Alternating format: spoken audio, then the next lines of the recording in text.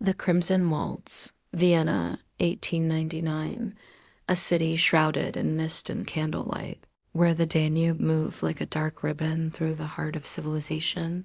Music spilled from every open window. Laughter from carriages rolled over cobblestones slick with last night's rain. Beneath the weight of winter and grandeur, the city seemed to hold its breath, as though listening for a melody only one woman could play. Desire, decay, eternity. Alara Weiss, the pianist of Vienna's gilded salons, performed as though she were translating sorrow itself. Her fingers brushed the keys with the tenderness of prayer, coaxing beauty from pain, harmony from heartbreak. Yet beneath her success lingered an unease, the haunting sense that her music no longer belonged entirely to her.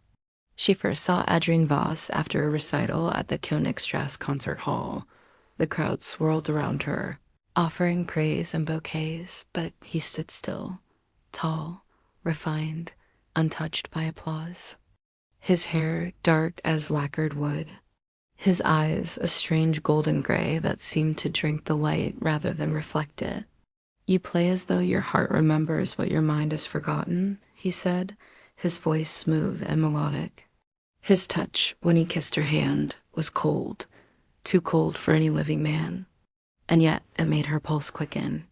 From that night onward, Adrien appeared everywhere she played. His presence lingered like perfume, intoxicating, impossible to ignore. His gifts arrived without sunder's mark, roses the color of dried blood, pearls that caught the light like tears. The whispers began soon after. No one had ever seen Adrien age. No one knew where he lived. Some said he was a fallen nobleman, others a curse bound in human form. Alara laughed off the rumors until she was invited to his mansion on the edge of the Prater. It was there, under crimson chandeliers and the scent of old roses, that Adrien asked her to dance. The ballroom glowed like a living heart, walls lined with mirrors that shimmered faintly as though aware.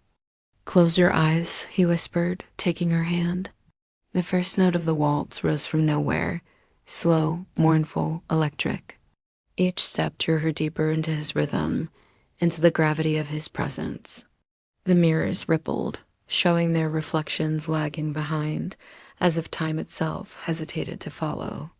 "You're trembling," Adrien said, his lips near her ear. "It's the music," she whispered, though the truth was something far more perilous. After that night, her performances transcended brilliance. Critics claimed she had touched the divine. Audiences left trembling, their faces wet with tears. But Alara grew pale, her hands cold, her heartbeat faint. At night, she dreamed of dancing through red light and shadow, of mirrors filled with ghosts who watched her with her own eyes. One evening, Adrien appeared backstage after her most spellbinding concert. "It's almost finished," he murmured. "What is?" "Our song." He kissed her, soft, slow, devastating. Her heart faltered. The air seemed to dissolve. When she pulled away, her reflection in the dressing mirror lagged, smiling faintly when she no longer was. With every new waltz, her music grew stronger, and she grew weaker. The night of the final performance, Adrien took her back to the ballroom.